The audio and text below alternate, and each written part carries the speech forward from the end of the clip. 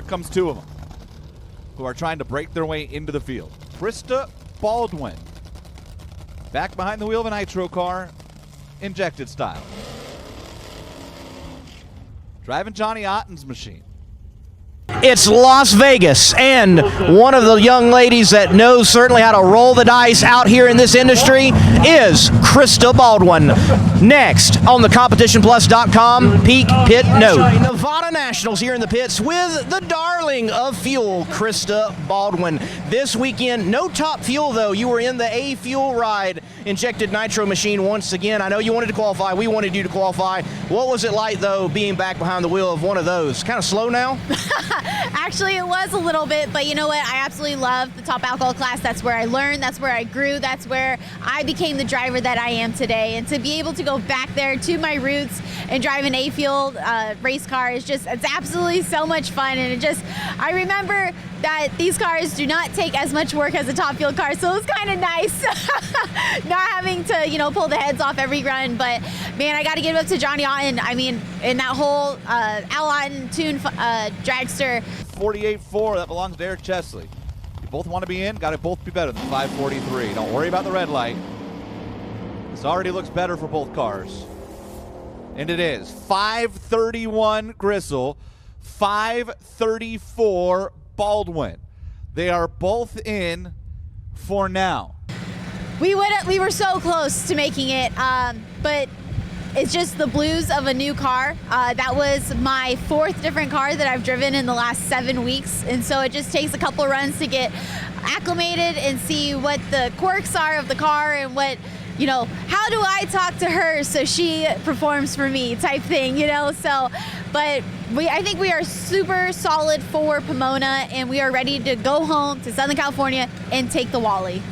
That's right, folks. She will be in that injected nitro dragster in Pomona. Looking forward to that. Let's go back to the Fall Nationals at the Texas Motorplex. What a cool deal. You got to hop in the ride of one of the coolest cats in all of drag racing, Scott Palmer. You got to do your cowgirl thing with the PBR. How was that, in particular, jumping into a new ride? Every ride's a little different. What was it like in the driver's seat in a different top fuel car? It absolutely was wild. First of all, that is my first car, a top fuel car that has not been a canopy. And it took me back a second. The first run, just trying to get acclimated to it, the wind going through you, make sure you have your earplugs in and all the things, because it's way louder than the canopy car. The same thing with that car. It took me a couple of runs to see how to make that car tick, and I think we were really close on that 388 run. I felt way more comfortable in the car, and of course we tuned it up for Q4. Let me tell you, like, we were in Texas, we were with Scott Palmer, we were gonna try and run a 70, and I hit the gas, the wheels came up, and when it came back down, I was shot over to the wall. So I said, made the conscious decision to lift, and one, it's not my car, so I want to make sure I was good. And I knew something special happened, but obviously you don't know until I get at the top end to see what that time slip was. And of course, my friend Katie Butera came down. She's like, dude, you went 832, 60 foot. And I literally felt like I won the race, because that is the hardest I've ever been in a race car. And it is so much fun. And I literally cannot wait to see what the rest of that run would be. And if I only had this much fun going to 60 feet, I can't even imagine 1,000 feet. Folks, that's the kind of energy we want out of a driver, just 60 foot alone, and excited about it. Speaking of 60 foot and beyond in 2024, your program back in your hot rod, what does it look like? Well, it's actually going to be a new hot rod. I'm trying to buy a chassis from one of the teams here.